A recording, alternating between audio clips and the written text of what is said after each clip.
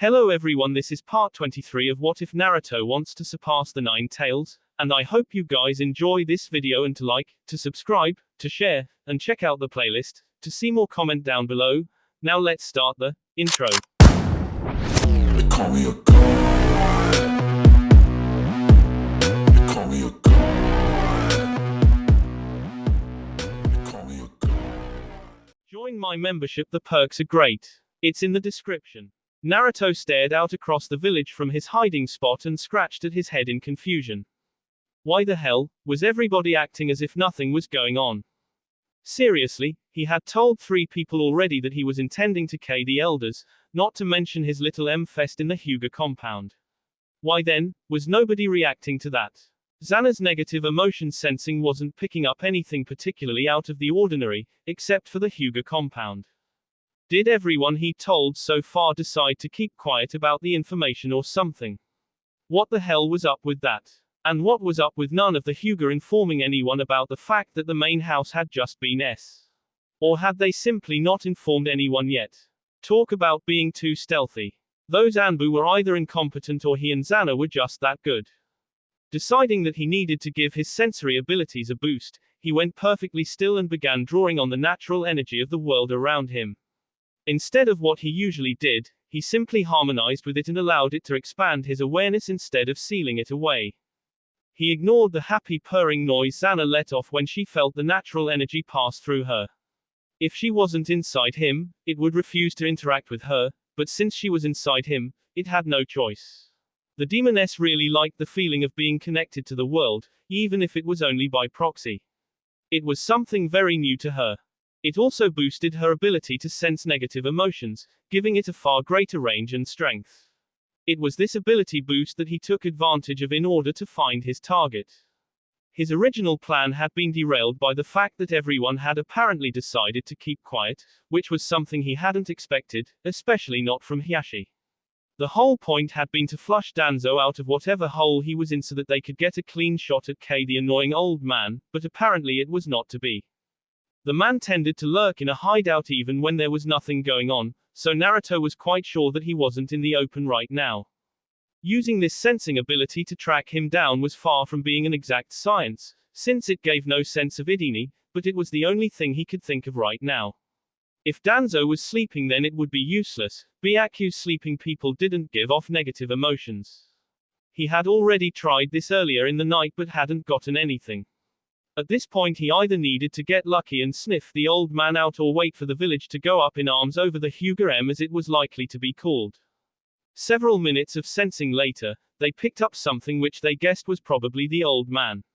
The only reason they could make that guess was because the signature was below ground for some reason.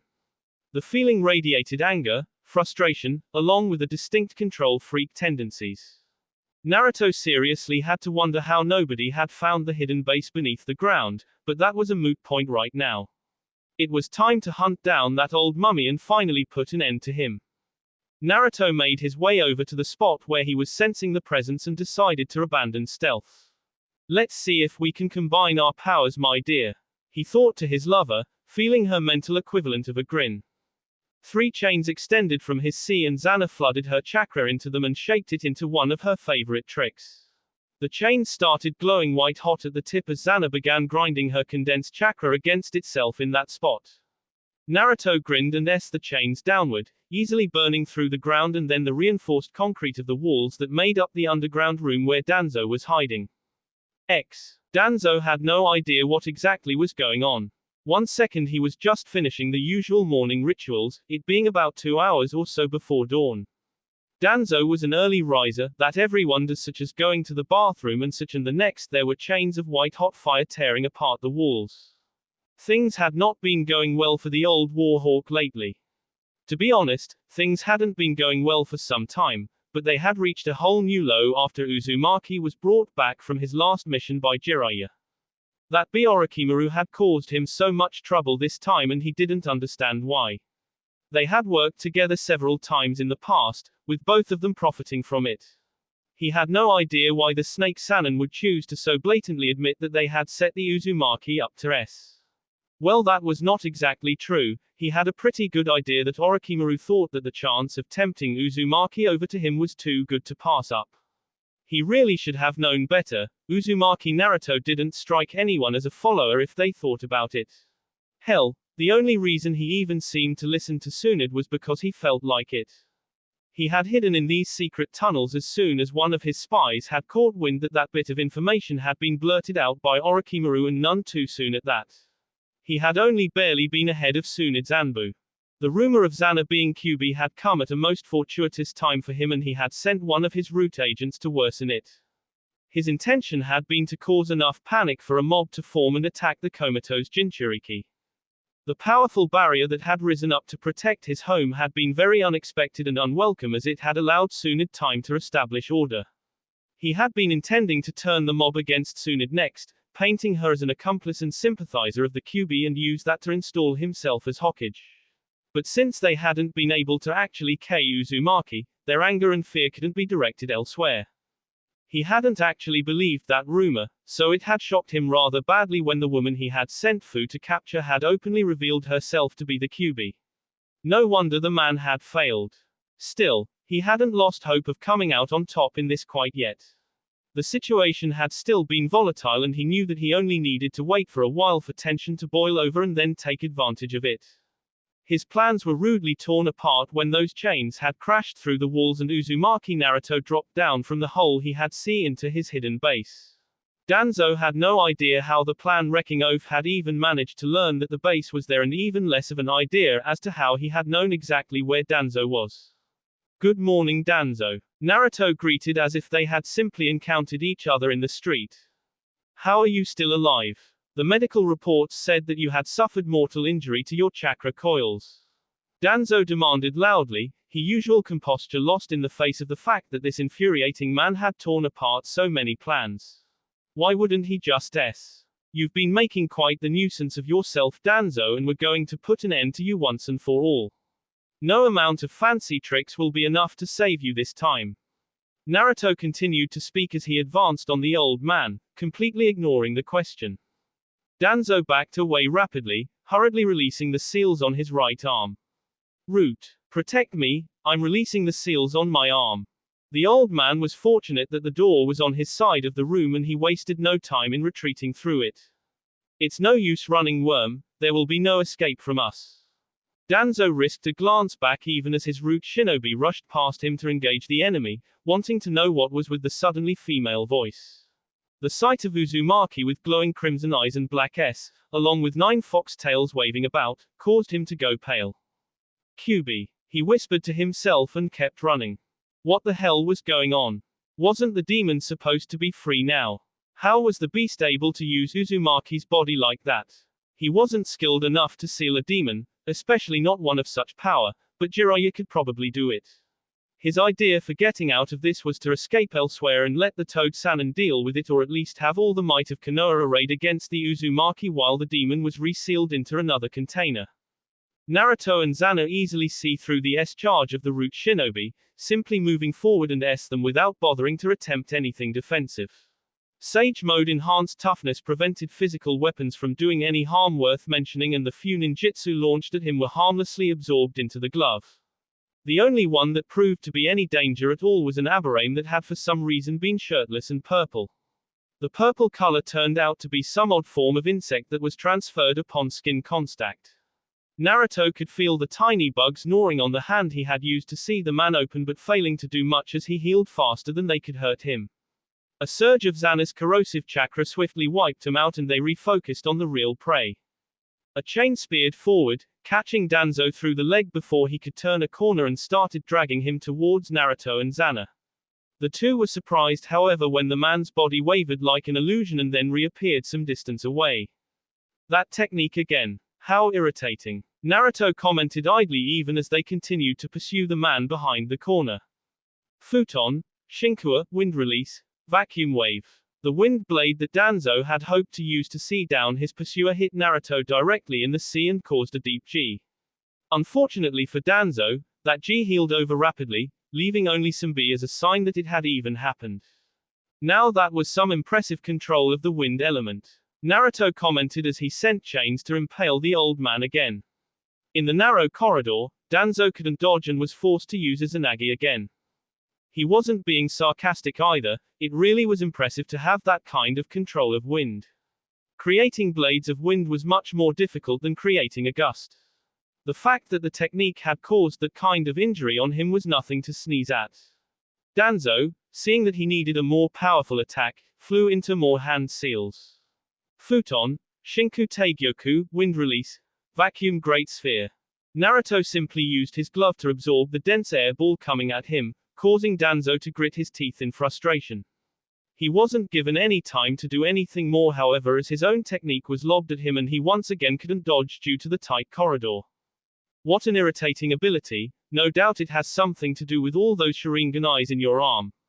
Zana said as she took control of Naruto's body and sped up her advance.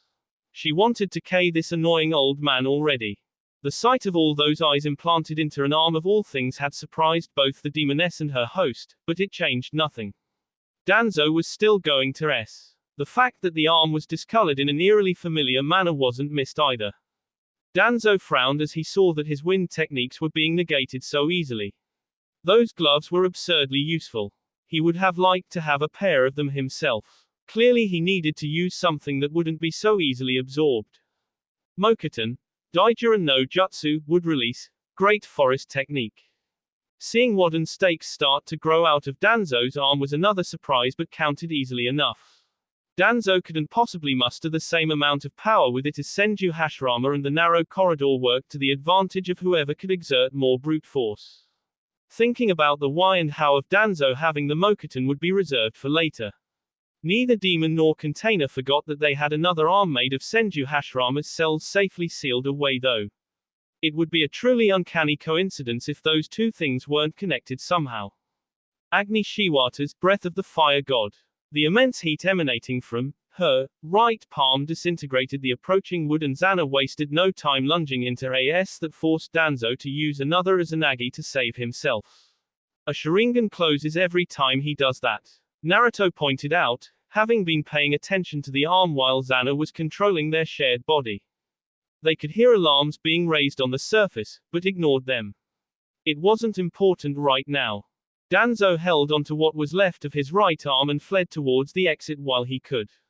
He could only use Izanagi one more time now that his arm was gone, and that was with the Sharingan in his eye socket, which he had transplanted out of his arm after losing Shisui's Mangenkyo. Either way, he needed to get out of here. This narrow battleground heavily favored the monster chasing him. A spear of lightning hit him in the back and forced him to use that final Sharingan. He didn't bother even turning around as he ran for the exit, nor did he bother to wonder where the lightning bolt came from. Naruto once again relinquished control to Zana as she speedily chased after the old man. He had never allowed himself to forget that he still had one of Kakazu's false darkness techniques stored in his gloves, and it had come in handy here. Danzo knew that he was close to the exit now and ran faster. It didn't help him though, as he was grabbed by the back of the N and flung back deeper into the base. He picked himself up once again and stared down the crimson-eyed demon whose gaze bored into him with a sickeningly powerful K intent. There was no point in running since the way back was blocked. You've tried to take Naruto from me, not to mention your attempt at K me. You will S for these and other transgressions, Zana said and advanced on the motionless old man. Any last words? Just a few, Danzo said coldly, preparing to use his last resort. Urashasho Fuinjutsu, reverse 4 symbols sealing technique. Zana reared back in surprise, not having expected this in the slightest. Naruto forcefully assumed control and acted to counter the effects of the dangerous sealing technique. Gogyo Fuin, 5 elements seal. He S his clawed fingers into Danzo's C to apply the seal and then leaped back across the corridor. As he had expected, the addition of an odd-numbered seal to an even-numbered one screwed up the original. Instead of everything in a large sphere being sealed, the reverse 4 symbols seal warped weirdly as it tried to expand but kept failing. In the end it turned inward on itself and sealed Danzo into himself until nothing but a piece of C was left, the seal on it standing out starkly. Phew, that was close. Naruto sighed internally with relief. Oi oi, just be glad we didn't get sealed into his corpse, that would have really sucked. Naruto thought to her, feeling kind of amused at the cause of her anger. You would have gotten out soon enough, but it would have killed me. True enough, I suppose I was being overconfident again, she said with a sigh, remembering the Jashan incident. Well, you can't help being such a beast. He snickered at her. I hope you realize that I'm going to be the 1k the elders as compensation for you mocking me, she informed him. What? But why? Do you have any idea how much I was looking forward to k those two? Naruto protested. Maybe you should have thought of that before you made fun of me, but I suppose I can let you k them in exchange for something else, she answered with a fake sigh. Such as? He asked suspiciously. You can k them, but then you won't be getting any S for a month. Go ahead and k them then. He sulked. It just figures that in spite of the fact that you're a demoness of amazing power, you're still using the cheap trick to blackmail me into doing things your way. Yes, the irony of it is rather amusing, isn't it, beloved? This is one of the reasons why being a female is better. Naruto didn't reply and simply harangued back to the apartment. Naruto gazed at the chaotic beehive of activity that was going around the collapsed part of Danzo's hidden root base and nodded to himself. Things were finally heating up. He was currently in a shadowy corner where one of his Haration markers was placed. He didn't have too many of those around Konoha, but having a few teleportation spots was always good. He had several outside the village as well. Tsunade and Jiraiya were both there from what he could see, along with some other familiar faces. No doubt they would soon figure out that it had been him, if they hadn't already. Naruto surmised that they had probably increased the protection around the other two elders, so he'd need to draw some attention away from them first. He didn't actually want to the shinobi of Konoha wholesale, even if most of them were morons for trying to lynch him. That would be just pointless, and he wasn't aiming to completely gut Konoha anyway. That would upset many of the people he cared about. His plan was more or less back on track either way, and it was time to get to it. Making 2 shadow clones, he proceeded to run to a very nice house that was a short distance away in the high-end residential sector and dove headfirst through a window without pausing. Kimura, the youngest and only female member of the civilian council, shrieked in fright as the black-clad man of monstrous proportions crashed through her window and stood up with a roll. Uzumaki, she shrieked again as the man advanced on her and then grabbed her by the T. She put up a futile struggle as she was pushed against a wall and the grip around her T loosened enough to let her breathe. Shut up and calm down, he ordered and gave her a light squeeze to emphasize his point. The woman nodded fearfully and looked at her captor with terrified green eyes. Now I'm sure you think I'm here to kill you. She got even more scared. Or rape you. She started shaking. Or maybe even tease you a bit. By now she was hyperventilating and crying hysterically. But that's actually not what I'm here for. As soon as the words registered, she calmed down enough that she was only sniffling slightly. What are you here for then? She stuttered fearfully. Oh, I'm just here to kill a little time and deliver a warning while my clones your 2 buddies on the council, Naruto explained. What kind of warning? She asked again, choosing not to focus on the fact that both Akiyama and Ishida were likely going to be soon if they weren't already. Unlike the other 2 morons that did a lot to make my childhood hell, you never did anything to me, he told her, causing her to sigh in relief before he continued. However, I know that was only because you were too young and in no position to do anything at the time. She whimpered again, certain that he was going to kill her. He leaned in to whisper into her ear. Next time, make sure you think a lot harder before you decide to screw someone over, because you never know how that someone is going to turn out in the future. The only reason you're going to see another day, unscathed and unspoiled, is because I'm actually a pretty nice guy if I do say so myself, but I could have easily turned out to be a very bad guy. Having said what he had intended to say, Naruto let the dark-haired woman go and left through the front door. As soon as he was gone, she collapsed to the floor, shuddering uncontrollably. Having her own helplessness rubbed in her face like that, telling her that she was only being spared from death and suffering on a whim. It left her shaken in a way that not even the QB attack had shaken her. What the hell had they been thinking, provoking that man? Of course, she knew what they had been thinking. He hadn't seemed all that dangerous, at least not from behind the protection of other Konoha shinobi, despite the fact that they had been the ones trying to convince the Sandaime to eat him because he was too dangerous. Only now, that she had seen just how easily he could have destroyed her, did it hit her how stupid they had been. Her colleagues would clearly never get to have this little enlightenment, but Kimura decided that she was never going to antagonize a shinobi again. Any one of them could become a missing nin and decided to get some payback on her before leaving. Would it be safer to stay in Konoha or go somewhere where there were no shinobi? She would think about it later, once her body stopped shaking so badly. Naruto gazed at the burning house of Counselor Akiyama, the oldest of the three counselors, and wondered why Ishida's house wasn't burning. The shadow clones were supposed to kill both of them after all. The memories hit him suddenly and provided the answer, making him facepalm at himself. Ishida had a wife and 2 teenage daughters. As soon as his shadow clone had caught sight of the terrified faces, he hadn't been able to go through with it. With a sigh, he decided to let it go. It wasn't as if he'd be able to do anything different anyway. He wouldn't be able to make widows and orphans just because he wanted some payback on that, and he couldn't use the same justification that he had used with the Hyuga either. In the grand scheme of things, Ishida wasn't really important, he was just a stupid, narrow-minded a. The man's wife and daughters had never done anything to him as far as he knew, and he couldn't bring himself to cause them pain just for the sake of satisfying his own anger. He was still a sucker for a crying girl. He would have to be satisfied with scaring the living daylights out of the man. Akiyama had a wife and son once, but they had during the Kyuubi attack, so his clone felt no compunction about sending the spiteful old man to the grave. What do you think you're doing, Uzumaki-san? A voice from behind him asked coldly. Naruto turned around calmly, having sensed her a short time ago, though he had to admit that she was quite good at concealing her presence. I appear to be people in preparation of becoming a missing nin kitten. In a tone that suggested that he had only just discovered this. Azuki Yugao twitched at being called that detestable nickname. It was hardly the first time that someone had made a crack about her Anbu mask, but she absolutely loathed being called kitten. She had been one of the Anbu on watch to enforce Tsunde's state of martial law. It was just her luck to be stationed nearby. I see, in that case I have no choice but to kill you, she said, even more coldly as she drew her sword.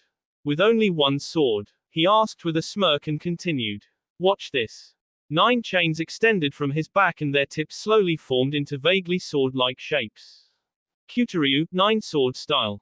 It was more of a gag than anything else, since it needed so much focus that he couldn't even move while doing it. It would have been more useful and easier if he hadn't forced the chain tips out of the usual spike shape, but then it wouldn't be quite so funny. Yugao swallowed at seeing the array of weaponry pointed at her but stood her ground. Naruto grinned at her and decided that he could afford to have some fun here before moving on to the elders. What followed actually left Naruto seriously impressed by the purple-haired Anbu's skill with a blade. She was definitely much better at it than him. He kind of regretted not asking for lessons, but since he had given the Kusanagi to Tenten, it was a moot point anyway. Yugao on the other hand was incredibly frustrated. The infuriating blonde just stood there and let the chains do all the fighting. He wasn't even all that good, he just had so many weapons to swing, along with the fact that the chains had no joints, that she wasn't able to get close to him. When she finally saw an opening, she instantly lunged at him, intending to impale him. Unfortunately for her, Naruto had been counting on that and caught her sword with his bare hand, the S-blade only barely able to make a C on his senjutsu-enhanced skin. In no time at all, Yugao was bound with another chain, the previous ones having retracted. Just to screw with her, he took her Anbu mask off and leaned in as if he was about to kill her, barely restraining his laughter at the fury in her eyes. Alas, my dear kitten, we were not meant to be. At least we had one dance together, he said dramatically, and then sent her spinning into a bush, throwing her mask into the same general direction with a chuckle. Sensing the rapid approach of more shinobi, he started running away. That swordswoman was going to be up any second as well, and she was going to be pissed. Now, one might ask why he didn't just Haration away, and the answer was simple. So far he'd been keeping a lock on the marker in his apartment on a more or less constant basis as a workaround for his problem with locking onto Haration markers, and he wasn't doing that anymore. Aside from that, it was time to drop all this stealth crap and cause some mayhem. Some time earlier. Who do you think this poor bastard used to be? Tsunade asked as she and Jiraiya inspected the dismembered sea they had found in the hidden tunnel beneath the village. The tree that had suddenly sprouted from underground had caused the street to cave in and one house was going to need rebuilding. Fortunately, the people living inside it had suffered nothing worse than scrapes and bruises. It was fortunate that the tree hadn't been directly under the house or there would have been casualties. The mystery of how exactly the tree had managed to suddenly sprout from underground was currently still unsolved. The collapse had, however, revealed the existence of a tunnel network beneath the village, which they were currently tentatively exploring. That's a reverse 4 symbols sealing technique on that sea and there's a 5 elements seal placed over it. Jiraiya answered. Considering where we found it, I'd say that this used to be Danzo. It would be just like him to use AS technique like that. Tsunade nodded in agreement, deep in thought. She had a bad feeling that she knew who had done this. The points where the 5 elements seal was applied had B wounds that would be consistent with a large, clawed hand having done the sealing. You there, go to the Hyuga compound and tell one of them to get there or over here on the double. She ordered one of the Chunin that were just standing around and looking as if they didn't know what to do with themselves. The man nodded and ran off, probably glad that he had a well-defined mission. Soom, can you tell if you can get Naruto's scent from anywhere around here? She asked the Inuzuka clan head, who was keeping watch nearby. Soom nodded and began sniffing around with her partner Kuromaru. A couple of minutes later, she shook her head in frustration. There's too much dust from the collapse in the air to get a clear scent and that B hunk of sea has no scent on it at all for some reason. Soom reported. The reverse 4 symbols sealing technique must have sealed away even all the scents in the area. Jiraiya speculated. Tsunade pursed her lips and considered what she should do next. She didn't want to think that Naruto was the one doing this, but there was only one person in the village that had hands that big and clawed, not to mention skilled enough in Fuinjutsu to use the 5 elements seal. Hokage-sama. There is another hole see into the ground over here. One of the nearby Junin shouted. That looks like it's been burned open. Kakashi said as he looked down into the hole. He had been closer to this area and arrived just before Tsunade. His sensitive nose had already told him who had done this and it made him close his eye in resignation. He hadn't expected things to end well, but it was still hard to see. He didn't really know how to feel about Naruto's girlfriend being the Kyuubi. On one hand, the demon was the reason that Minato-sensei was S, but on the other, he had clearly seen how much Naruto cared for her. He needed more information before he could make a decision. I'm getting Uzumaki's scent over here, he was definitely the one that did this. Soom informed Tsunade. But how? He doesn't know any fire ninjutsu. Tsunade asked in confusion.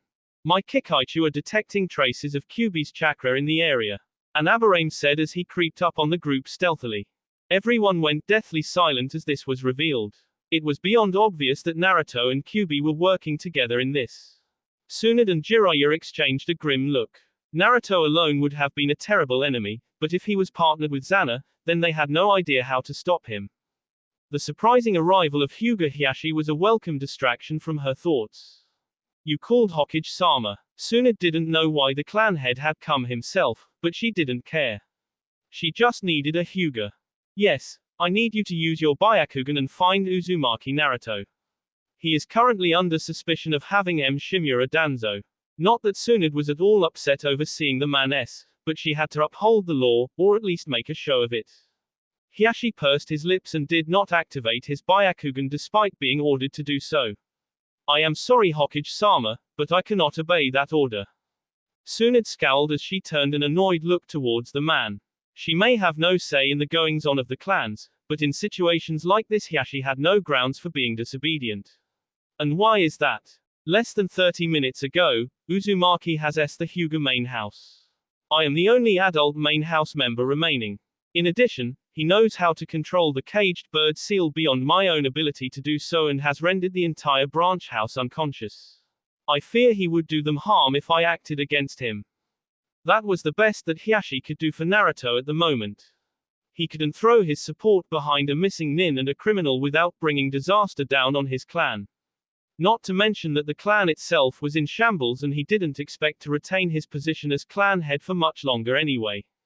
Another deathly silence ensued as they took in that bit of information. Why would he do that, and why were you spared?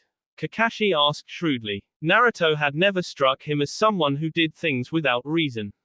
Impulsive he may be at times, but a random butcher he was not.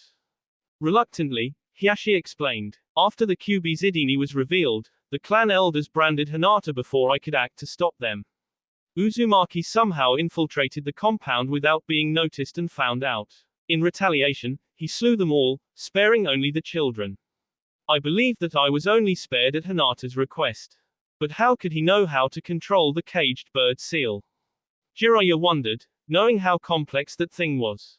That I do not know. Hiashi lied. He would not reveal his part in this so openly. Perhaps later, he would inform Tsunade and Jiraiya of the truth privately, or even better, let his successor deal with it. Everyone that heard that looked suspicious, but the Hyuga were good liars and Hiashi gave away nothing.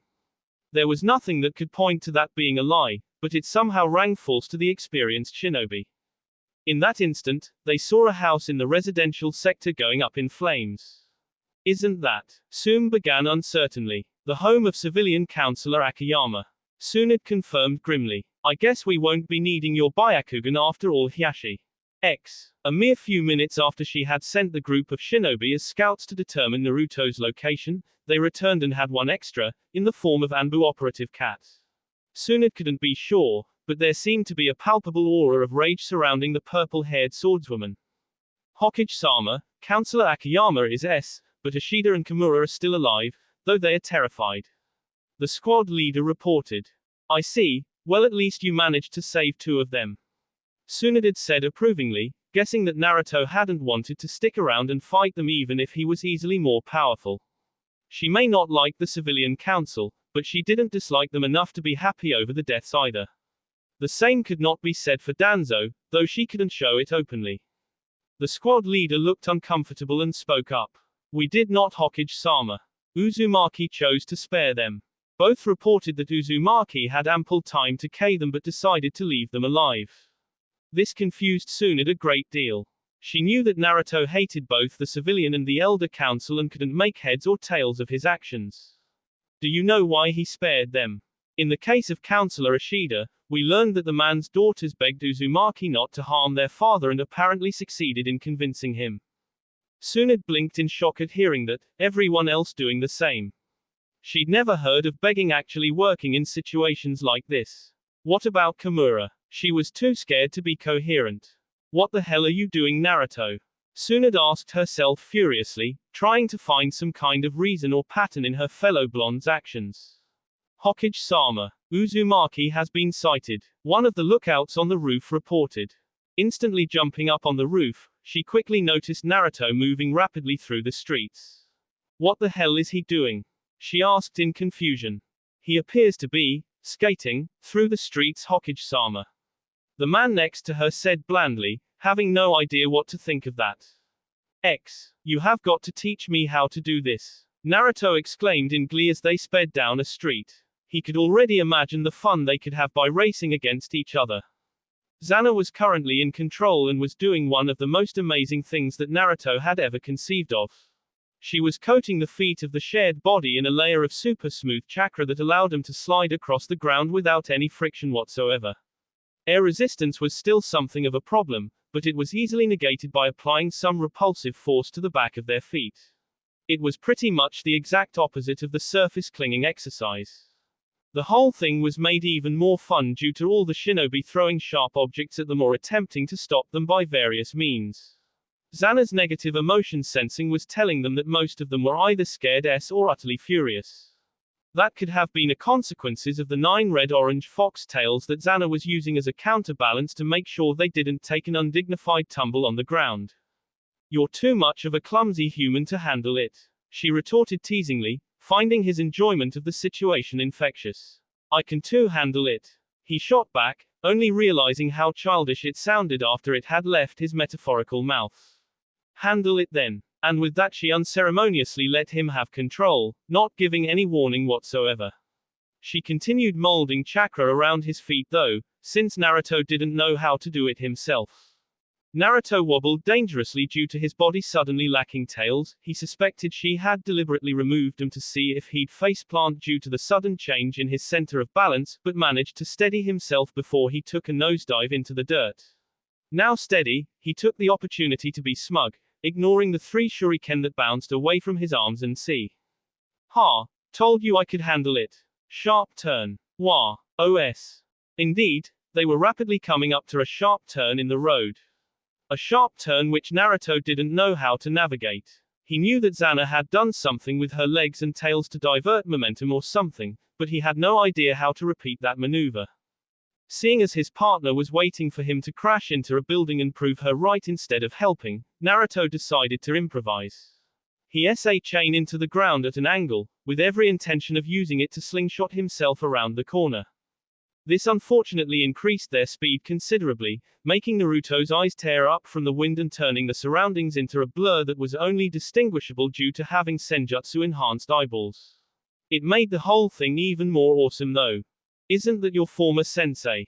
Xana questioned, spotting a silver-haired man with a cloth face mask. That's Kakashi all right, Naruto confirmed. The man had his Sharingan out and was already making rapid hand seals. A wall of earth rose from the ground as soon as he finished, completely blocking off the street. Naruto simply grinned at the tactic and pushed off the ground, going into a flying kick that was very much inspired by Guy.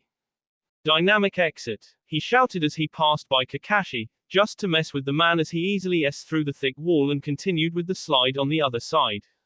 How did he know we would go this way? Xana asked curiously. That is a very good quest. His thoughts were interrupted due to having into a wall, despite the fact that his eyes were telling him that it had been an empty street. When they finally stopped at the end of a long trench dug into the earth, Naruto blinked in confusion, his face mostly hidden under a curtain of unbound, bright gold hair. Judging by the trees and grass, they were in one of Konoha's training grounds, which meant that the empty street they had crashed through had actually been Konoha's outer wall. The minor injuries he had sustained were already healed, but this was definitely weird. Genjutsu. Impossible. With both of us being in one body, we would have been immune to Genjutsu even without your dense chakra blocking them. A few more seconds of contemplation brought to mind one other possibility. Yin release Genjutsu might work though. He said pensively. Don't tell me that you actually helped someone in this village learn how to use that. The demoness asked incredulously. It could only have been Naruto that had helped someone with that, as he was the only one that did any dabbling with yin and yang release in Konoha. Her own ability to create a human form body was actually a heavily specialized form of yin-yang release, the only one she could use in fact, which was what had gotten him interested in the subject to begin with. Ah, I may have. One Yuhi Kurenai came to mind. A sigh was the only answer he received. Honestly, sometimes he was just too helpful to people that he actually liked. It seemed apparent now that Kurenai had used her yin-release genjutsu to funnel them towards Kakashi and when that hadn't worked, towards the outer wall, which was the sturdiest wall in the village. The intention had probably been to knock him out instead of having him crash through it though. Well played Kurenai, your skill with genjutsu has improved a great deal. Naruto thought to himself. Not another word was said as Xana re-established her perfect chakra concealment and they ran off, leaving a clone to lead the village on a chase again. Well, if it isn't the humans I'm about to K. Xana drawled as she approached Homura and Koharu at a leisurely pace, dragging her claws over the wall as she went, easily gouging grooves into it. The token Anbu guard left to both protect and keep watch of the elders had already been knocked unconscious and most of the other shinobi in the village were still chasing Naruto's clone. You filthy demon. I knew we should have you when you were a baby. Koharu spat. You appear to be mistaking me for Naruto, but rest assured that he is perfectly human. Xana replied. At least you would have with him then. Homura shot back, just as angry as his old teammate. No, I would not have. At worst I would have needed a decade or two to reform my body. Why are you here then? Have you come to gloat over how you've beaten us? Deceived Konoha with your possession of the son of the man who sealed you and played us all for fools all these years? Koharu yelled at the calm demoness. You place so much value in this village when it is but a speck of dust in the wind. The demoness said in an almost musing tone. And I am not possessing Naruto, he has willingly shared his body with me. But why? Homura asked, the last statement shocking him so badly that he couldn't even muster up any anger.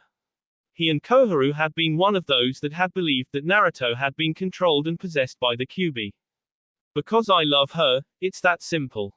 Naruto explained with a shrug, seamlessly switching control of his body with Zana. But Shike your parents, along with so many others. Koharu yelled at him, trying to get him to see reason. Correction, Shike my mother. My father commented over glorified S. Naruto replied blandly. You don't care? The old woman asked in an incredulous yell. Not in the slightest. He answered with a smirk. What kind of monster are you? Homura piped up angrily. A monster. They were the ones that chose to attack Zana when she approached the village, not the other way around. Am I supposed to be angry at her for defending herself? He asked back. But the Kyuubi is a demon. What else were we supposed to do? That's the kind of stupidity that got you into this mess to begin with. Naruto snickered. Not that I'm complaining, mind you, if it wasn't for morons like you, I probably never would have met her. Both elders fumed at the blonde that was quite clearly mocking them. You're talking as if she wasn't going to attack us. I wasn't actually, but that no longer matters. Zana replied while inspecting the claws on Naruto's right hand, once again in control.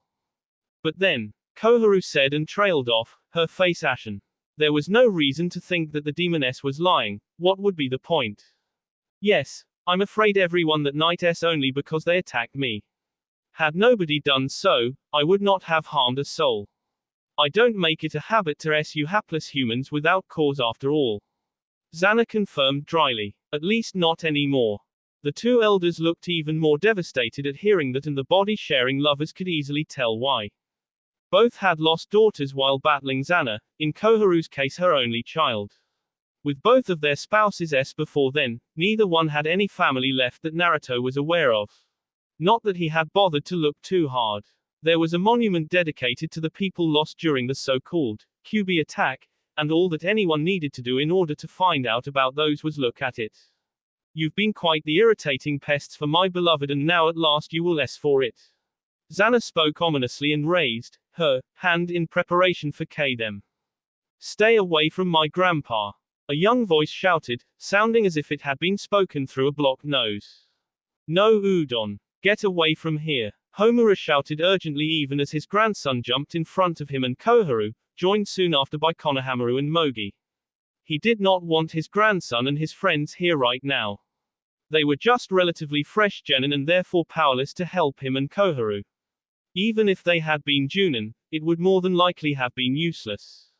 Zana and Naruto started with slight surprise, frowning at the fact that they hadn't sensed the three children. Children were always hard to sense with her negative emotions sensing, as they rarely felt negative emotions powerfully enough to register. The reason why the senjutsu given sensory ability hadn't picked them up was similar, their chakra presences were too weak. You have a grandson, old man? Naruto asked neutrally. Don't touch him. He's never done anything to you. Homura commanded. Naruto bared his teeth in a brief snarl at the words and the tone before he spoke. I don't kill children unless I have no choice, you dried up sack of s. Those three won't be harmed no matter what happens here, which is more than can be said for you. He hadn't known that Homura had any family left, but it didn't matter in the end. He was pretty sure that Udon's parents were which would leave him feeling like crap for the boy's grandfather, but he intended to do it anyway. Homura sighed in relief before Konohamaru decided to open his mouth. If you want to hurt Udon's grandpa, then you'll have to go through us first. Udon and Mogi nodded, clearly in agreement with the words. Naruto raised an eyebrow at the sea brats, easily noting that all three of them were almost literally shaking in their sandals with fear. Normally I might be impressed that you three haven't soiled your diapers yet, but I've still got things to do, and these two dried up prunes is one of them. They set me up to and I'm not going to let them get away with that. Ashida had been spared because his daughters had begged for the man's life, and the man himself was in truth nothing more than a bug to him at this point. These two had betrayed him to Orochimaru and probably Akatsuki as well in a direct attempt on his life. That was not the kind of thing that either he or Zana were keen on letting go. A bead of sweat trickled down the two elders' faces as the situation got even tenser, and they responded to that accusation. We did no such thing. True, it was us that suggested to Tsunade that you be observed on account of suspicious behavior, but we would never make deals with a traitor like Orochimaru or with enemies of Konoha. Once again, Naruto frowned. They were telling the truth, both he and Xana agreed on that. It seemed that he had been operating under a misconception here. Was Danzo acting alone in this then? He asked. Both elders nodded and Koharu spoke. That is what we believe. Naruto growled in frustrated anger, causing the elders and kids to back up warily, but he wasn't paying attention to that right now. He hated the elders and really wanted to kill them.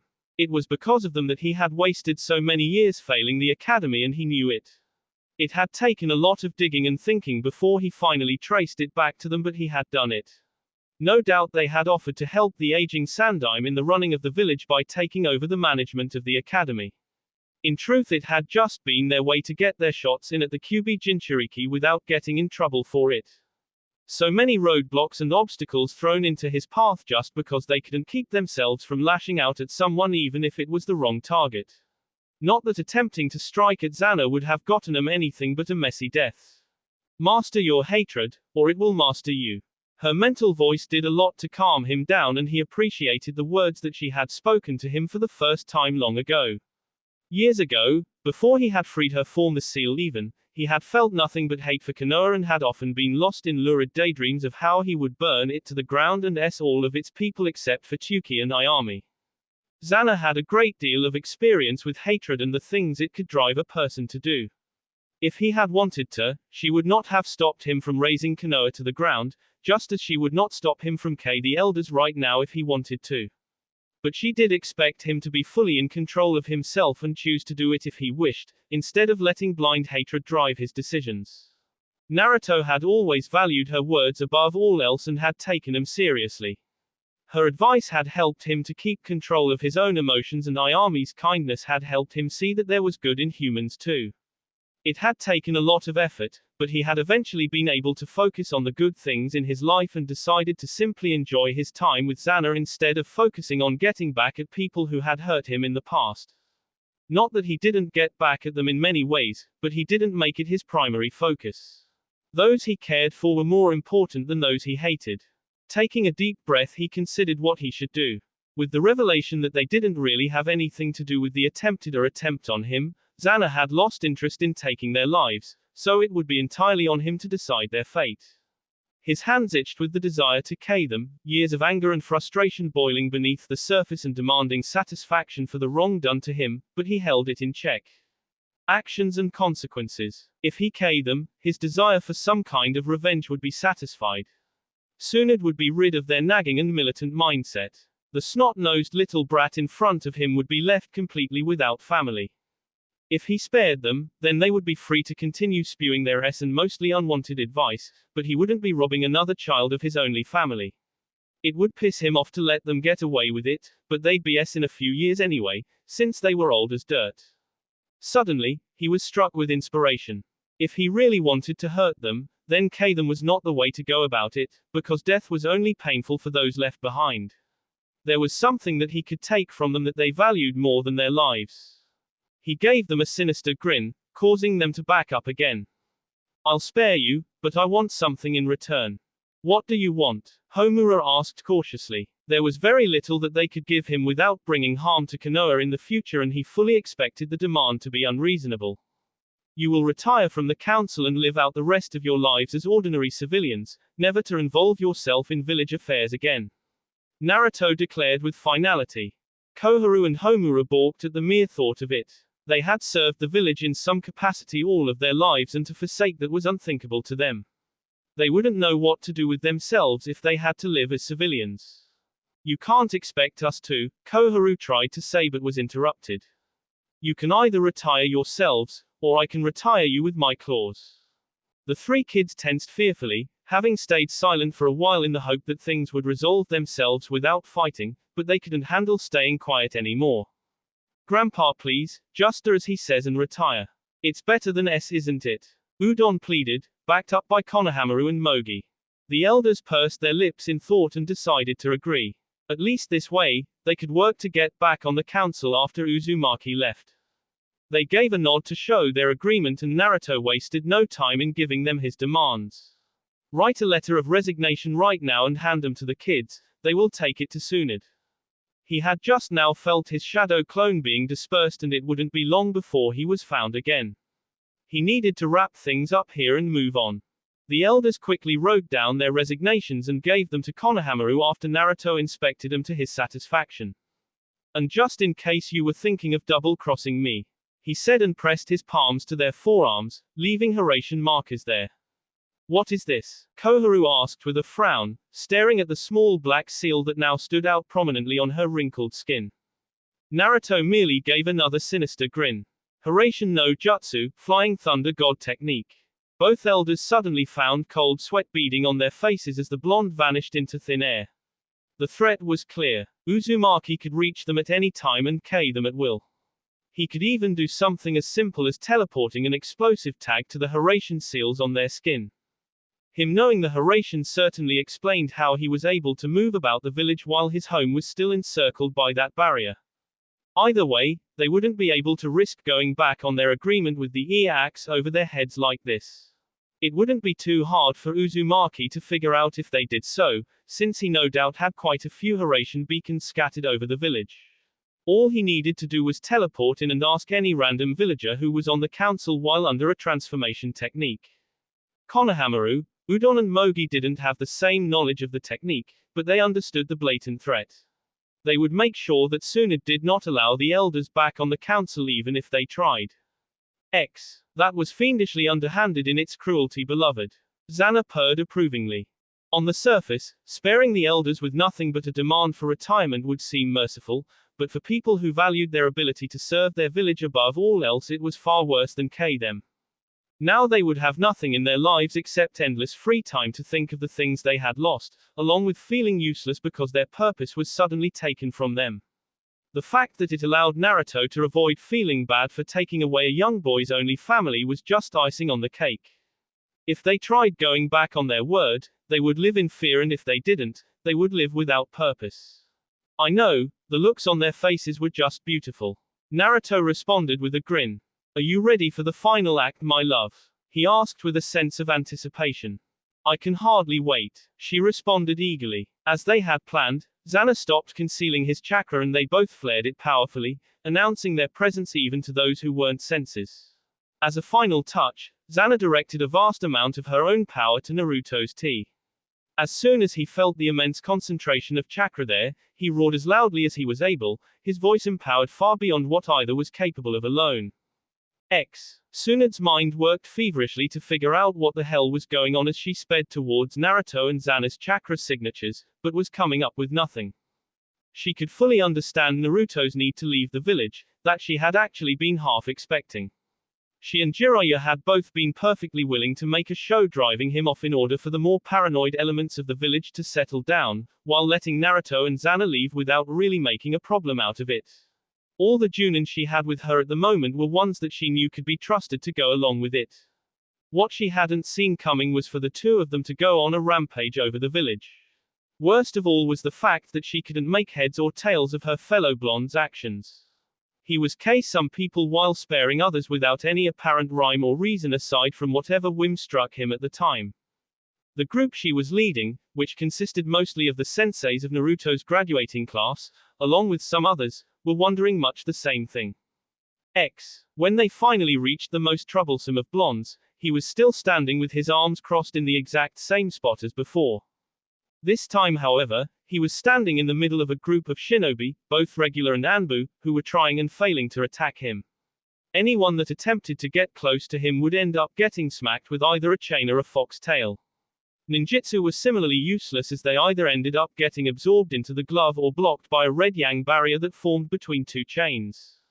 Too weak, you are all far too weak. You need to train for 10,000 years before you can think of touching me.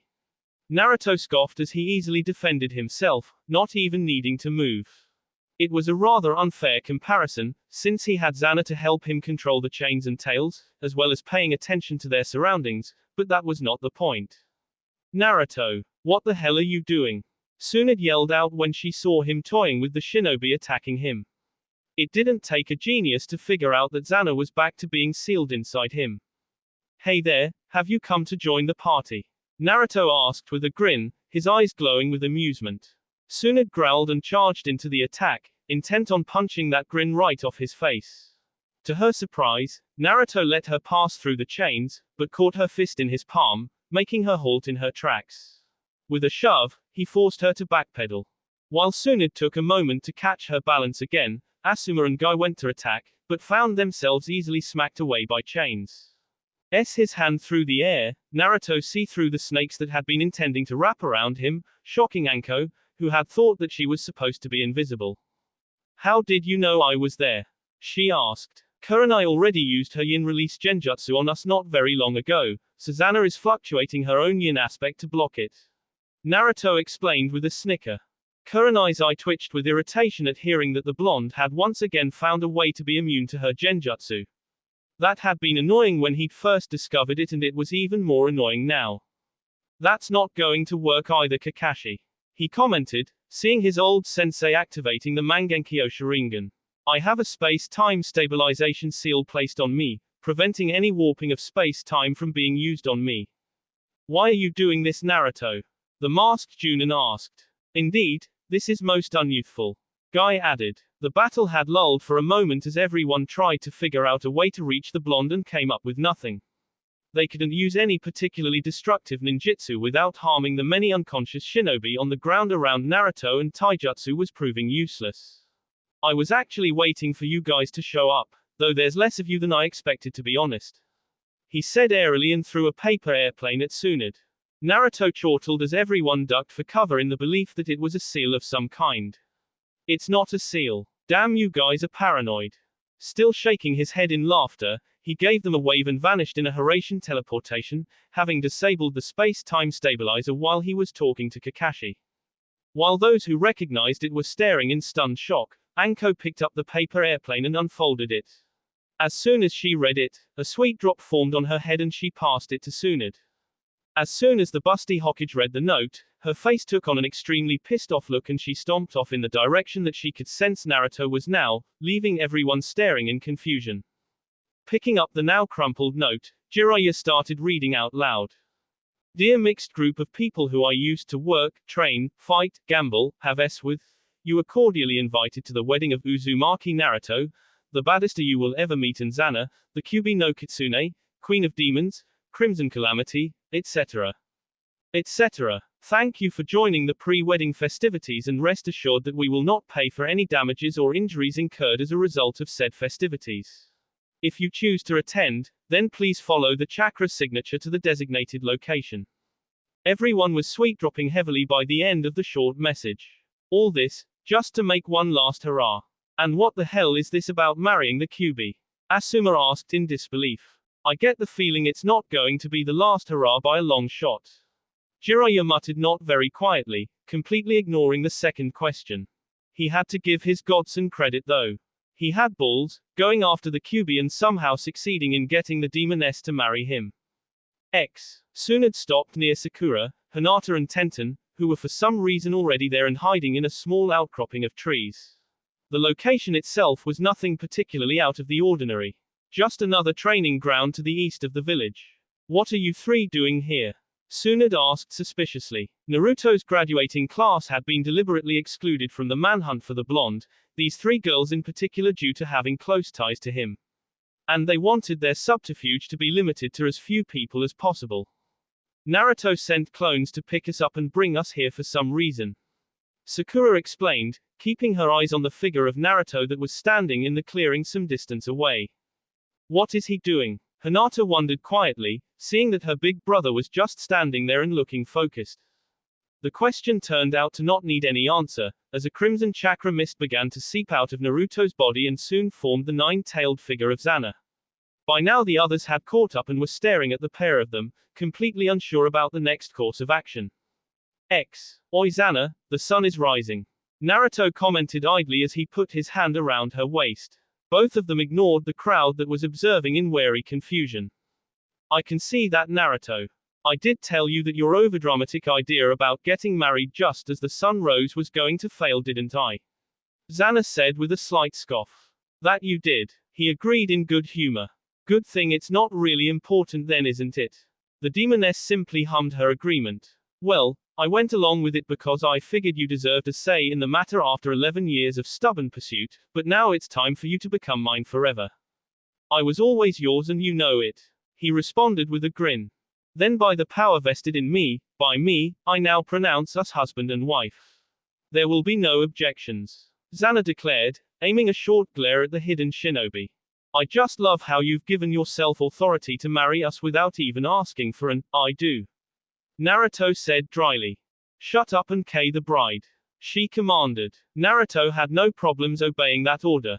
Yes, ma'am. A moment after the K began, Naruto felt her powerful chakra being forced into his coils, scorching him slightly until it settled into the Reaper death seal.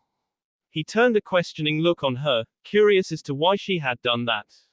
Keep that piece of me with you always, as a reminder of who you belong to and of who belongs to you. Woo. Everyone turned blank gazes on Anko, who had her arms stretched upwards in a cheer. What? She asked, confused. It was a great wedding, short, to the point and full of girl power.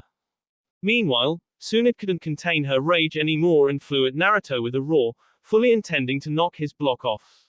The newlyweds managed to dodge without any particular issue, but Naruto was still kind of annoyed by the attack. Oi, you just ruined the moment. He protested and then took a look at the crated ground. Are you trying to K me or something? Yeah. Tsunade responded with a fierce glare and gritted teeth. This time, her punch did not miss and caused Naruto's head to snap sideways from the force of her blow. Now you're starting to piss me off. He yelled and punched back, sending her skidding back as she blocked it by crossing her arms. Good. Maybe now you'll know how I feel. She roared back, throwing another punch that he didn't bother dodging, instead taking it right in the gut. What the hell are you so pissed about? Someone stole your dentures this morning. The yell was accompanied by another punch that Tsunade caught in her palm, but it still sent her skidding backwards. I'm pissed because you did so much just for the sake of going out and getting married with a bang. Don't you understand that you're going to be a missing nin now? Sir F. What is anyone going to do about it? Should we help her? Asuma asked uncertainly, fingering his trench knives. Yes, it is our most youthful duty to aid our Hokage. Guy affirmed and prepared to charge into the fray. Both Junin suddenly felt themselves pinned by two pissed-off glares, one brown and the other gold-orange. Shut the hell up. You're in the way. Naruto and Tsunade yelled in perfect unison and stomped their feet to make the ground crack under Asuma and Guy's feet. Nobody paid any mind to Xana's amused chuckling at the scene. The two blondes glared at each other furiously for a moment, both exuding a practically visible, golden battle aura and snorting like a pair of angry bulls. Aura! As if by some unseen signal, they once again moved into the attack, both of their fists together with enough force to cause a shockwave of air to ripple outwards. Swiftly changing from a position of having their fists pushing against each other to a contest of strength with their fingers laced and foreheads mashed together. That's what you're angry about. The observers thought to themselves with massive sweet drops, having been watching this spectacle with the dull looks of people who had no idea what the hell was going on. Both Tsunade and Naruto glared at each other for several seconds longer, both breathing heavily, though mostly from all the shouting rather than the fighting. Well, that was fun, but I'm afraid my wife and I really need to get going. We have a honeymoon to get started with after all. Naruto said as he made his way back towards Xana, suddenly cheerful. You're going to leave, just like that? Jiraiya asked. Pretty much. Naruto confirmed. I've had some good times with you guys, well except for you Asuma, I don't really know you at all. Either way it's time to move on. Asuma said nothing, but his look was very You three girls. Naruto continued, pointing a finger at Hinata, Sakura and Tenten, causing them to suddenly pay closer attention. Be good now and I hope at least one of you discovers the joys of being a pervert. He finished with a grin, much to Jiraiya's amusement. Naruto ni-san. Embarrassment. Naruto shushu. Exasperation.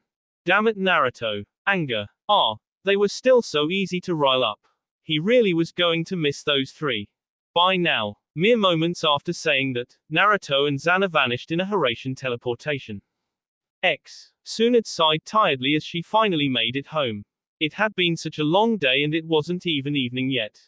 Usually she wouldn't be home anywhere near this fast, but she had taken the day off on account of being so damn tired. Naruto really knew how to make a mess of things when he wanted to. Opening it revealed that it held only a single piece of paper with a seal inscribed on it. Below the seal itself was a tiny caption that said only, "Give me chakra." Rolling her eyes, she did exactly that, dropped the seal and backed up a few steps. A tense minute later, Naruto appeared.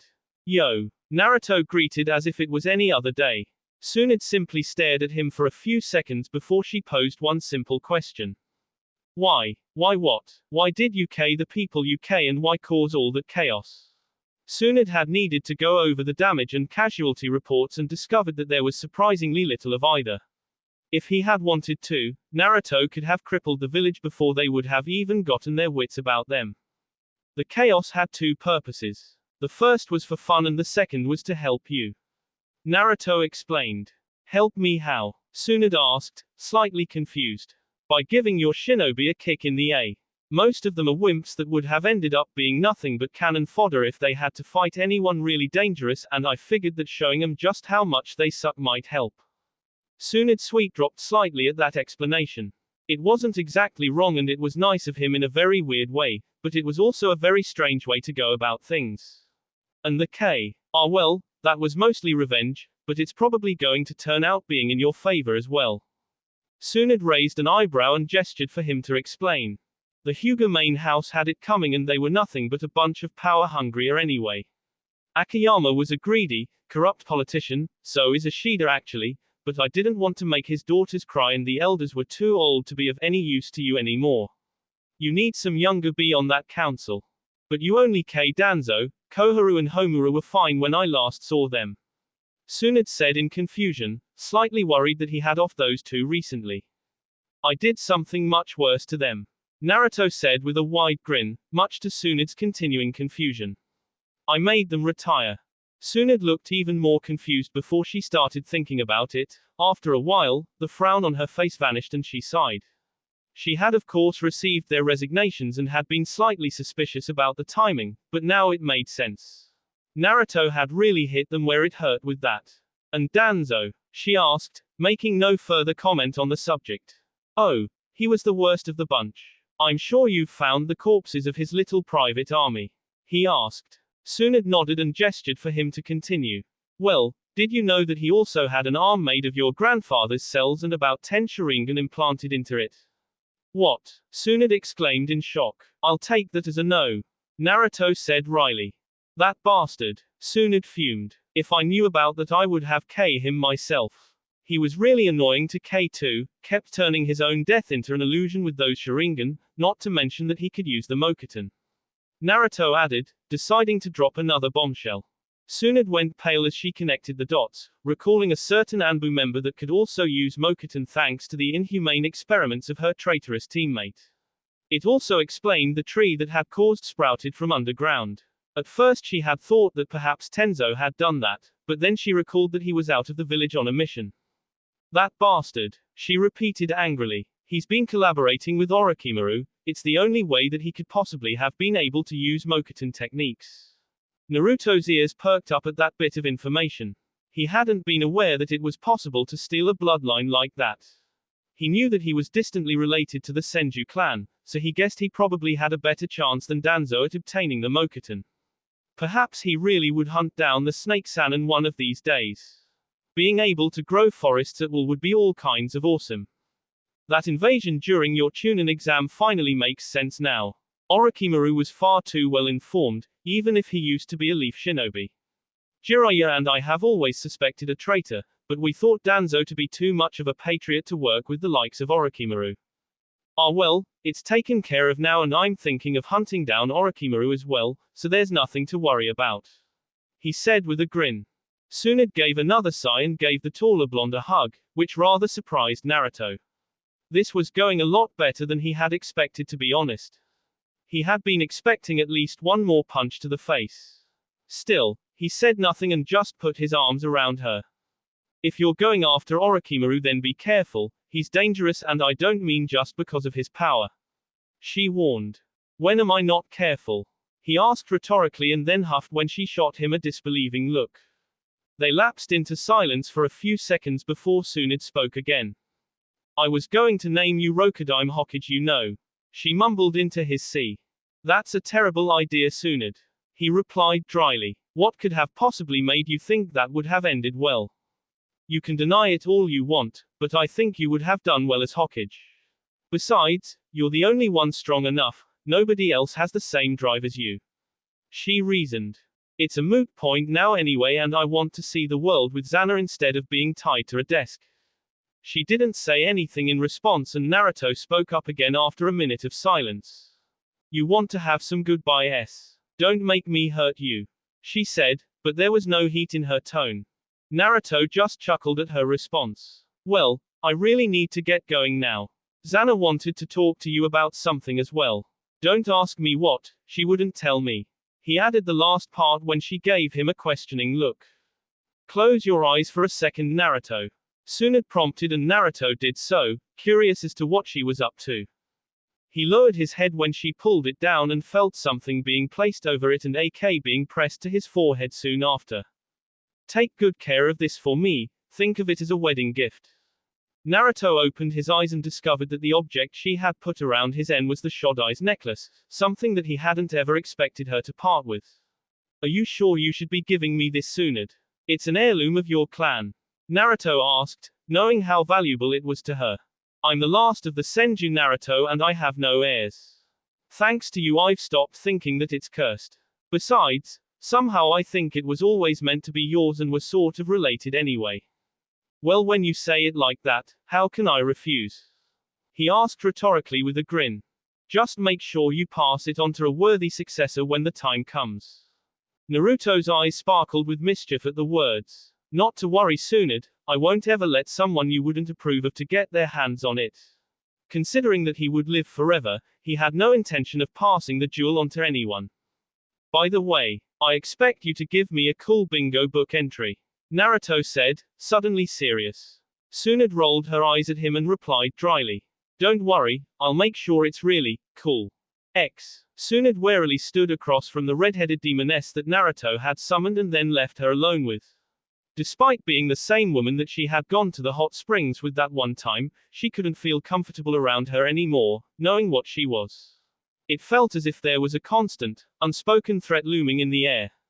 She had to wonder if Naruto had known that people would feel like this around her once they knew her true nature. It would no doubt have been far worse for people who hadn't met her before. Well, what did you want to talk about? She asked, doing her best to hide her discomfort, not knowing that it was impossible to hide such things from the redhead. I need your opinion on something as a medical professional. Xana said, no longer bothering to suppress the chakra flow to her tea. The raw power in her voice didn't make Tsunade feel any better, but she pushed it aside in favor of the words themselves. What for? Is something wrong with Naruto? She asked in worry, knowing that it was the only possible reason why the demoness would ask something like this. Not in the physical sense, but I am uncertain about his mental state. The redhead explained. A Yamanaka would be better in that case, they specialize in psychology. Tsunade replied as evenly as possible, keeping her worry in check. I do not know any, and your knowledge should be sufficient. Xana rebuffed. Alright then, tell me why you think something might be wrong with him. The blonde assented. I sensed something strange from him some time ago and have been attempting to discern the cause of it myself, but I cannot be sure if I am correct, so I am looking for a second opinion. However, for you to fully grasp the situation I will need to tell you about parts of Naruto's early life. With a sense of foreboding, Tsunade listened as the demoness began speaking. Flashback. Xana was angry and annoyed.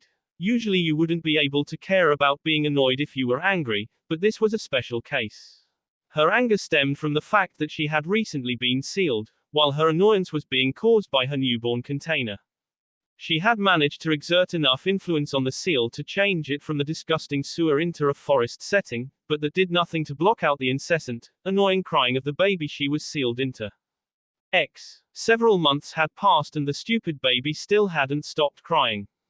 She couldn't blame him for crying considering his circumstances, but it didn't make it any less annoying to her. The orphanage where he had been placed was run by a woman that despised the boy for having her sealed inside him.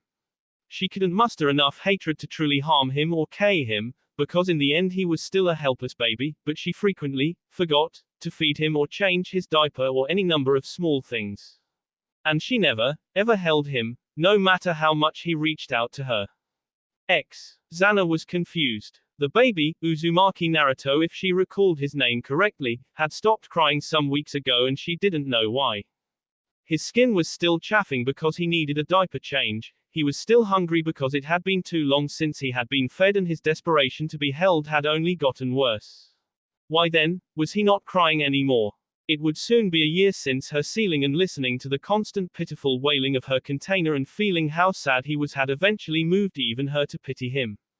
The boy was completely innocent and didn't deserve to be treated like this. It would have been kinder to simply K him instead of prolonging his misery like this. The spiteful woman running the orphanage couldn't bring herself to do that, but in her ignorance, she was being far crueler. Sighing to herself, she pulled the boy's infantile consciousness into the seal, wanting to know why he wasn't crying anymore. Naruto's mental representation appeared and the young blonde baby looked around curiously at the changed surroundings for a moment before staring at her with sad blue eyes. Zana stared back, waiting to see if he would do anything else, but he didn't, which confused her. She had expected him to reach out to her like he had been doing to any other adult he saw. Sighing to herself again, she went to pick him up, feeling childlike surprise and then happiness flash across his thoughts at the act. When she had settled herself against the headboard of the bed she had created in the seal, still holding the young boy to her, she delved deeper into his thoughts and emotions in an attempt to discern what was going on. This was easier to do while being in contact with him like this. It was confusing, because the thoughts of a baby were fleeting and tended to jump from one thing to another randomly, but she managed to discern the cause of his suddenly changed behavior. He had simply given up. Whatever instinct had been telling him that crying would bring a parent to help him had been overridden by month after month of experience telling him that no matter how much he cried, nobody would ever come. Even now he was clutching at her with as much desperate strength his young limbs allowed him, fearing that she would let go. Not having anything better to do and seeing no reason to deny him this, she held him closer and ran her fingers gently over his head. She would have ended his misery right here and right now if she could, but the seal prevented her from doing him any harm. A few minutes later she felt his chubby hand tugging aside the yukata she had fashioned for herself, then his mouth clamping over her and sucking on it, which caused her to raise a crimson eyebrow at the boy. Idiot child, even if I had any milk to give you, it wouldn't do you any good in here. She muttered quietly and tried to pull him away.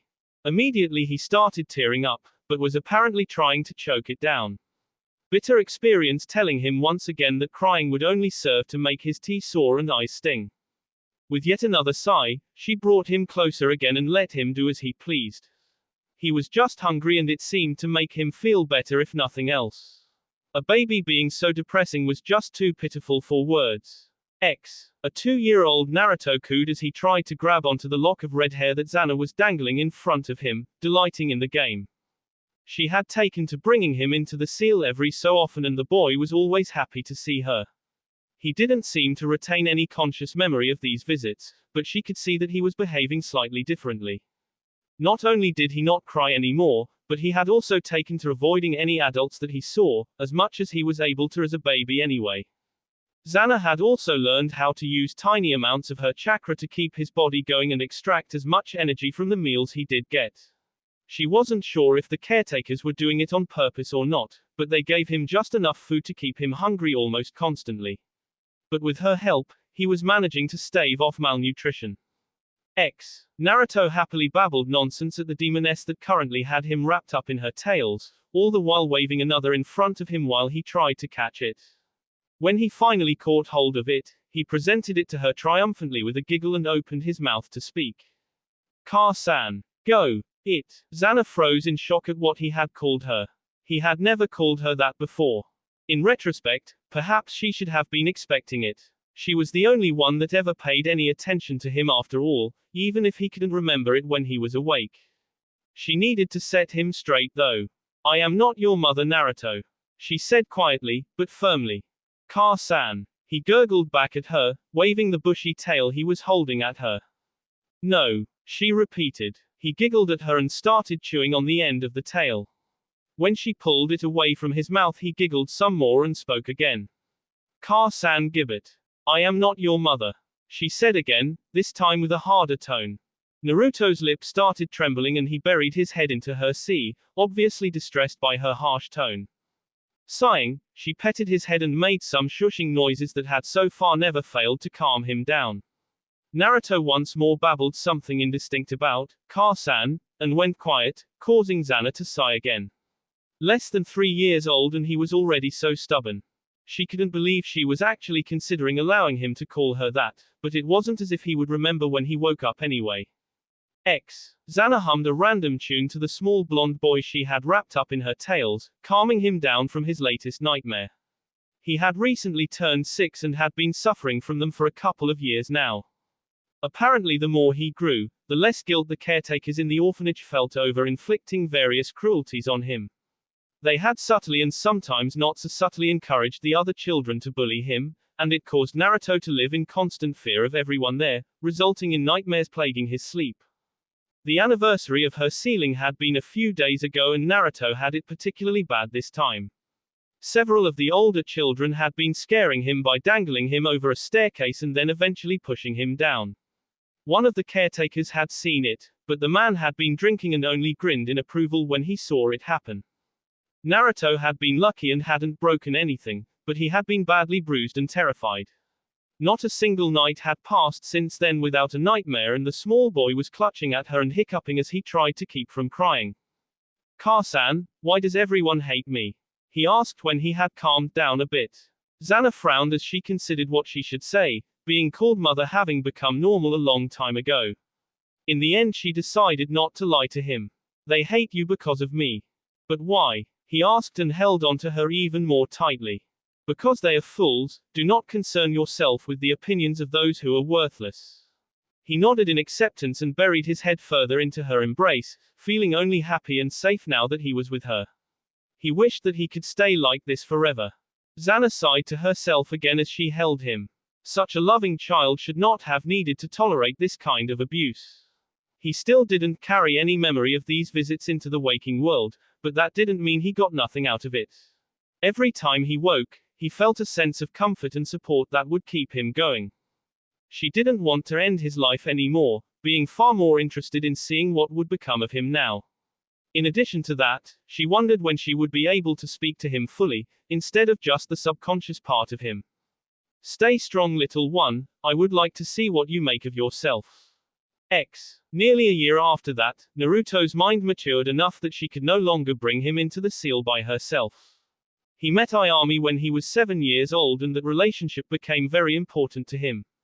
Despite that though, he still ached for something that he couldn't truly remember. All he knew was that there was a woman with red hair that he needed to remember, because she was the one who was the most precious to him. He could only feel safe and happy when she held him. It frustrated and saddened him endlessly that he couldn't remember. Despite being unable to bring him into the seal anymore, Zana continued to keep his body strong with her chakra and healing his injuries when he got them. When he was 10 years old, she deliberately allowed him to get hypothermia and used the muddled state of his mind to bring him to the seal again. She was surprised that he remembered her, but did not remember calling her mother. She was even more surprised by his declaration to marry her but didn't contest it. She may have been the closest thing to a mother he had, but that didn't mean she actually was his mother and she wasn't the type to care about the moral implications anyway. Most humans would have felt sickened by the situation, but she honestly couldn't bring herself to care. It wasn't as if she actually believed that anything would come of it anyway. The determination that he drew from it would serve him well in any case. When he released her at the age of 15, she had intended to leave him to his own devices, but couldn't help coming back to visit him when she felt how sad he was at her absence. When all of her attempts to redirect his attention to human women failed, she found herself developing genuine romantic interest in him instead of just the fondness she had before. End flashback. Soon it felt herself going several shades of pale as she listened to the story of Naruto's early years from Zana's perspective. It didn't take a Yamanaka to figure out that this was bad. The thing I mentioned feeling was an intensely powerful sense of desperation for me to be alright after a certain incident. Zana said vaguely, alluding to Jashin's attempt at stealing her power. Soon it stayed quiet for a while longer, thinking over the things she had just heard. She wasn't going to make an issue of the mother-son relationship switching over to one of lovers. The demoness had already warned her that Sunad was not to bore her with her silly human morals. It was a known fact that babies didn't develop properly if they were neglected, and this was by far the worst case of it that she had ever heard of. This was further compounded by the fact that Naruto was almost universally hated by everyone around him as he aged, with the abuse heaped at him worsening with every year. On top of all this, he was enrolled into the Shinobi Academy, where he would be taught to fight and develop a K instinct.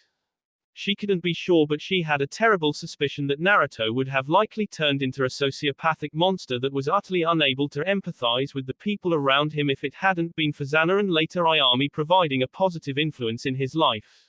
Once she thought of it from this perspective, it suddenly seemed obvious that Naruto had several sociopathic tendencies as it was, though they were fortunately, and rather miraculously, given what she had just heard, minor. His ego sometimes got the best of him and he could be a real A for the most inane of reasons. Ironically, she was glad that his complete lack of shame was manifested as rampant perversion. It could have easily turned out to be something far darker. It was equal parts funny and sad that Konoha had the Kyuubi to thank for preventing another Orochimaru or something even worse from developing out of Naruto's life. That was, if he hadn't completely lost the will to live before that could happen. Damn you, sensei. What the hell were you thinking when you just left him in the orphanage like that? She thought to herself furiously, wishing her sensei was alive so that she could K him herself for this monumental screw-up. Gathering her thoughts, she told Xana all of this. And what would you say is his state of mind at the moment, concerning me in particular? The demoness prodded further. Sunad's lips became thin lines as she thought of that particular mess. She couldn't blame the demoness for what she had done, especially since it was clear that Xana hadn't even done it on purpose, but she didn't like what this conversation had brought to light either. Has he ever done anything to go against what you say? She asked. Xana frowned in thought and gave her answer. Not that I can recall. He may argue or play around sometimes, but he always does as I say if I insist. Sunad closed her eyes and nodded, as that pretty much confirmed her suspicions. Naruto has most likely developed an incredibly powerful subconscious obsession with you over the years and will place your happiness, well-being and wishes over all else. He would probably feel compelled to do anything you asked him to do, no matter how terrible it was or how painful it would be to him, and he wouldn't even know why. I can't even be sure if his love for you is real or just another part of his obsession. It is real, I would be able to tell the difference. Xana assured. In any case, if you were ever to vanish from his life, then I have no idea what would happen to him, but it wouldn't be pretty. I see. That is about what I was expecting. The demoness said, her own theories confirmed. I must have confused him terribly when I told him to sleep with other women, but it turned out well in the end. She muttered to herself. What will you do about this now? Sunad asked. She would have liked to say that Naruto should be examined by a skilled Yamanaka therapist, but aside from the obvious problem of him now being a missing nin, it would have likely been pointless. All the therapy in the world wouldn't help someone who had never been given the chance to develop properly. In other words, you couldn't fix it if it was made broken. I am hoping that he will heal in time, and even if he does not, it should be alright as long as I am there for him and I will live forever. Despite the damage that this place has inflicted on him, Naruto has risen above it and I believe he will continue to do so. All done? Naruto asked with a smile as he called her back once he felt her activating the Horatian beacon he had given her. He was curious about what she and Sunad had talked about for so long, but Xana had asked him not to pry, so he wouldn't. Yes, now let us leave this place, husband, she said and slipped her hand into his. Naruto's face stretched into another idiotically wide grin at being called that. Where are we going? I am taking you to the ancient hunting grounds of the wolf tribe, now long ago defiled and abandoned by her, but that wasn't important right now.